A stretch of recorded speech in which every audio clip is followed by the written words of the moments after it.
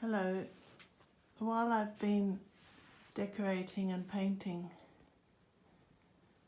my new house, I've been thinking and listening to podcasts the whole time, mostly about decorating and colour and interior design from England or Australia, a bit of America, but I don't actually like the accents so much. So yeah, British tend to have the more variety and sort of subtlety sometimes. Anyway, I just prefer the voices actually. Sort of a bit more gentle sometimes. Anyway, I've been thinking just now, listening to someone, how I would like to talk about a few things I've been thinking about. And one thing is about how Australia is extremely Islamophobic. I'll show you my beautiful work behind me at the same time. I'm very proud of it. I'm very much a beginner designer, but I'm taking the time to do little things carefully. Anyway, yeah, Australia is very Islamophobic, as you would know from if you've been watching anything to do with Palestine online, because you won't get it in the mainstream.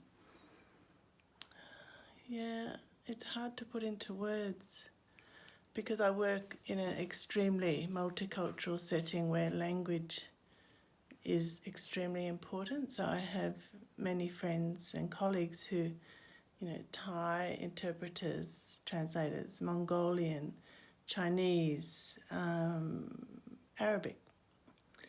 And this whole time, throughout the whole,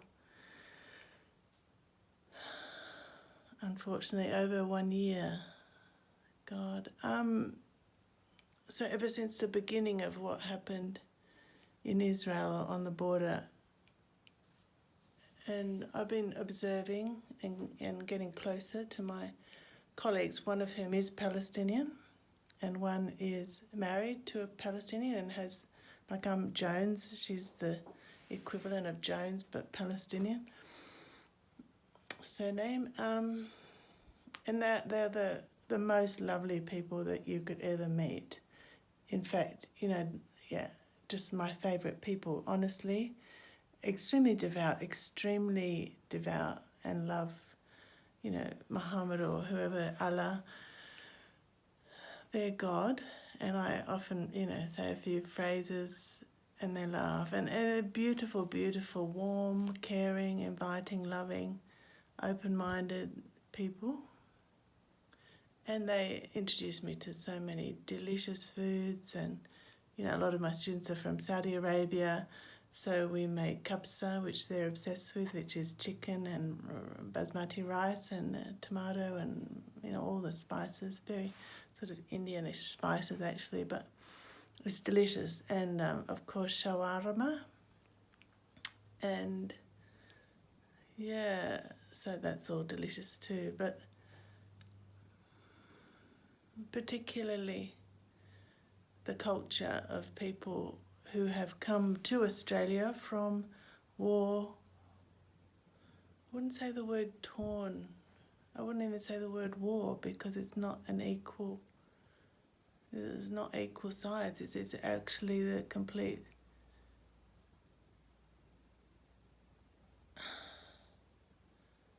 just domination and hideous colonialism and destruction and wanton. It's just revolting what America and its allies, unfortunately England and Australia and other countries, have done to Iraq. Destroyed a country.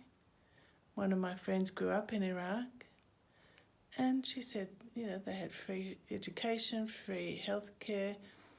Saddam Hussein wasn't terrible to them, so why did we get this American view of all these Middle Eastern countries being dreadful?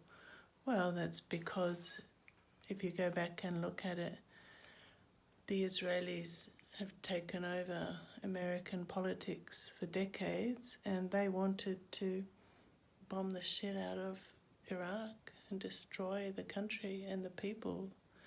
And some of those people left and who could survive and came to Australia. So we're very fortunate, but I feel sorry for them having to live in such a closed-minded and Islamophobic country.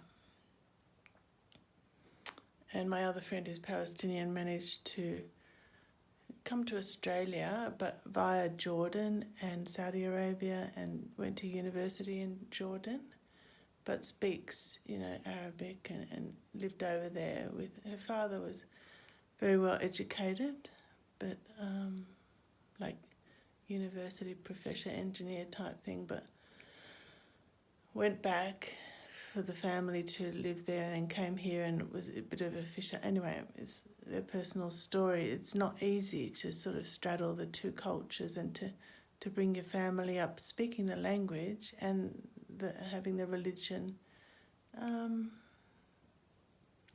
But in my experience, it's a very beautiful culture. The Arabic culture, the food, the history, the art, the music, the thought, the poetry, the elegance, incredible elegance in women's fashion and men's as well, beautiful.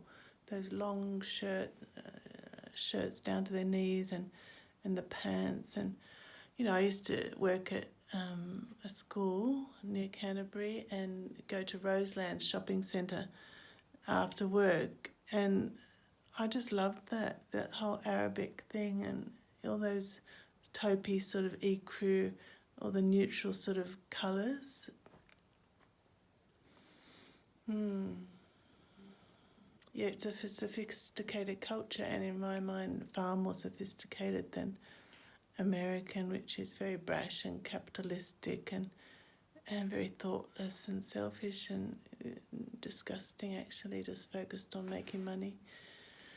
And England too has gone politically just mental. And I have ancestors from, England.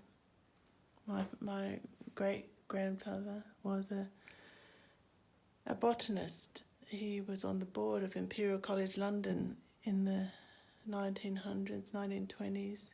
He was knighted for his philanthropy and an expert in rubber and all that. Actually lived in Sri Lanka, so I have a very mixed cultural background, and my father was, he grew up with, his father had been in Gallipoli at war in Turkey, that area, but it's just insane. It's literally insane what has been going on with these wars, with this hideous Israeli dominance across the world. I just think it's I can't find the words. It's so deeply appalling that they have been able to get away with this genocide. Terrible, unspeakable atrocities. And I grew up in Randwick, in the eastern suburbs of Sydney, and I witnessed the takeover of the eastern suburbs of Sydney by Israelis, often from South Africa or other countries, moving to Rose Bay, but over time they bought what was a Catholic convent up there. It's now Emmanuel College, but the main school, Mariah College, I used to teach at casually. I used to live nearby, walk to work. And I did it. I mean, it was the highest paid school for a casual teacher. You were expected to work hard. If you weren't Zionist, you weren't allowed to park in the car park. Other teachers told me all this. You had to park across the road. They got that school, the land, through the guy, forget the name, under Bob Carr, and he wore a cardigan.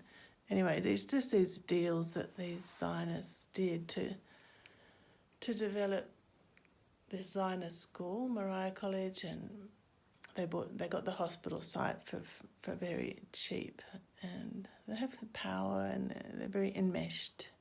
Like, my son used to play soccer against his teams, and my son was in teams with the Zionist children and families, and I got to know how it works. You have to provide this certificate to get into the school, Mariah College, to show that you had the correct wedding, marriage, blah, blah, blah. There's just all these rules and sort of hierarchies of who's who in the zoo, and it's obviously Frank Lowy and Harry Tregaboff and their children, and they've just funneled money, not paid taxes for decades, and put money into their Zionist dream in Israel, which is a colonial project, an absolute disaster for the people of Palestine.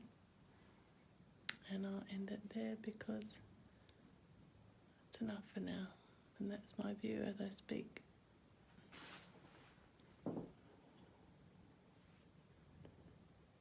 Apologies if I was out of focus.